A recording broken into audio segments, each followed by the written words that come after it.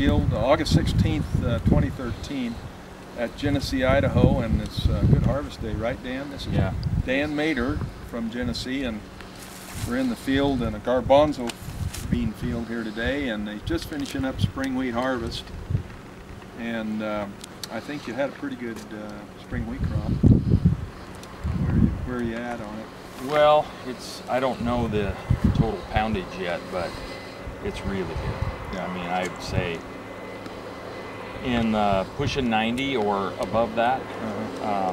We won't know until we get it all hauled, but there's the last of the combine, actually, Alex. Yeah. If you look over there, he's just finishing it up, and Dan's come in off of the tractor and the bank out wagon to talk to us a little bit.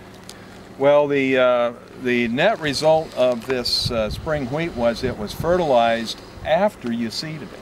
Mm-hmm. So, and you're a firm believer of seeding as quick as you can early in the spring of spring wheat. Right. No messing around with commercial fertilizer. You're just going to get the seed in the ground as early as you can. Right. It's all about the yield's determined by how many days it has till it gets to be 90 or 100, and then it's over. Yeah. And so we want to get it in the ground early, and then we can come behind that and fertilize. The protein is pretty good on this wheat. I didn't have quite enough on to fertilize and have high protein, 12% protein on hard white wheat is what they want. It's a little bit below that, but it's running close. And to really make good protein, we probably should have had a small shot of it on last fall, 30-40 pounds. It would have been deeper in the profile. Yep. That the plant could have utilized as it was finishing the final filling stages. And but it's still pretty impressive to put on 130 pounds one-time shot, no other top dressing of any kind, and grow, 90 bushel spring wheat. That's pretty good protein. Yeah. So I feel very good about it. I think we need to fine-tune and tweak it a little bit more. Yep. And improve the process some more. But I think it's a very successful crop. Well, and of course, on hard whites, the protein needs to be about 12%, where hard red needs to be about 14% typically. Right. And so it takes about 60 pounds less in to raise a good hard red, 60 pounds less to raise a hard white, which, the economics of that's pretty doggone good when you start cranking out 90 bushel. That's a real good deal. And hard white is a great milling wheat, hard white spring, because it's going up to either ADM or Pendleton flour mills. Every year the demand for hard white is increasing, almost 100%. They want us to double production every year. Yeah. So it's an emerging class of wheat that I think eventually will replace most of the wheats that we grow here in the Palouse. Yeah, Alex, why don't you come around here and we can get this scene in the background here of the combine, just finishing up down here, and we can take a look at this landscape, and you can easily tell if you're out there in Iowa today or South Dakota or Kansas, you can tell there's something really different going on out here. The landscape requires variable rate. There's no other way to farm this land than to do it variable rate site specific. And Dan and his brother Steve and his nephew Kevin have proven this up this last couple years with their Exactrix system, running VRT site-specific with absolute uniformity. And some of these injection pressures are very high. They're up around 300 plus PSI, and you have to defy gravity. As you look at those hills along there, there's no downside upside thing. Everything is exactamundo across the width of the machine, and that's the whole key, is the uniformity. So the old applicators, the old pressure reducing ammonia systems, or any type of system that does not raise pressure up to this 300 psi level, is automatically non-uniform and automatically variable rate by design, because some shanks are getting 3 and 4 times more than adjoining shanks. And we can easily show that with a lot of other pictures. But as you can see, Dan, how do you have 4 rates on this? 4 different variable rates in this land? No, this was not variable rated. This was not variable rated. Yeah, and it's the one thing I think I could have made protein on all of this wheat if I had simply pulled back the rate on the hilltops and increased all those savings in the low ground. In the low ground. I'd have been hitting right on 12 with the same amount of N that I have today. So there's several crops that are really made for variable rate. One is malt barley, because you don't want high protein on malt barley.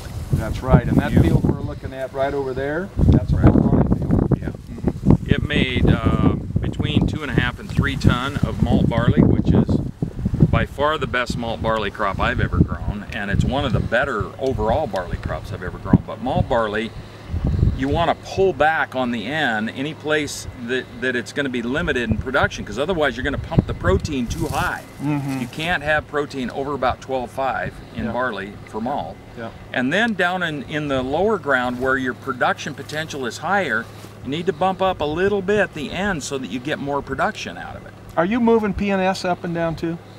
Well, we are some, but we're really trying to figure that all out. We don't know, we're kind of guessing on that still. Yeah, we are. So Dan can vary both phosphate and sulfur independently from nitrogen. Yeah. And there has been a little testing with higher P rates on these clay ridges here. Malting barley is very sensitive to over application of nitrogen. And Alex, I know you're a great beer drinker. I've seen you. And malting barley, when you're trying to deliver quality malting barley, you want it to sprout just right. The maltster doesn't want that high protein barley. And if you look at that field over there, you see that how shallow it is. It's right next to a rock outcliff there. That is Cow Creek. And so those soils are not deep on the field margin there. Very shallow soils, maybe 2-3 feet at the most. Just enough to an annual crop.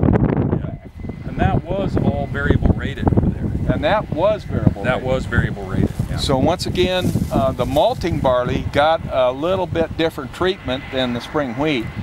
And on a practical basis, the fact that the land is undulating, the way the soils were formed by the rainbow effect of the Cascade volcanoes, we have got to have variable rate under these pricing scenarios of the commodity and the nutrient. So your costs go way down and your potential goes way up. And it's simply because you have these little management zones, these little fields within a big field.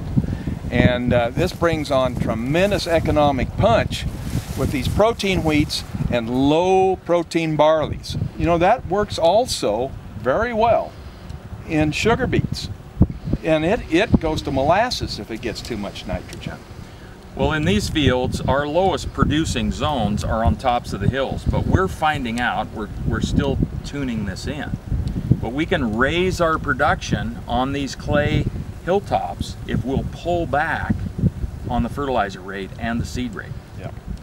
And that's something we've never been able to do before. Yeah. But the quality goes up and the quantity goes up and the cost actually comes down, and that cost savings goes in the low ground where you can actually use more N and inputs because your potential is high. Yep. In these draws out here in this spring wheat, I was reading the monitor at over 150 bushels per acre. Jeez, man. In the draws where it's got lots of moisture.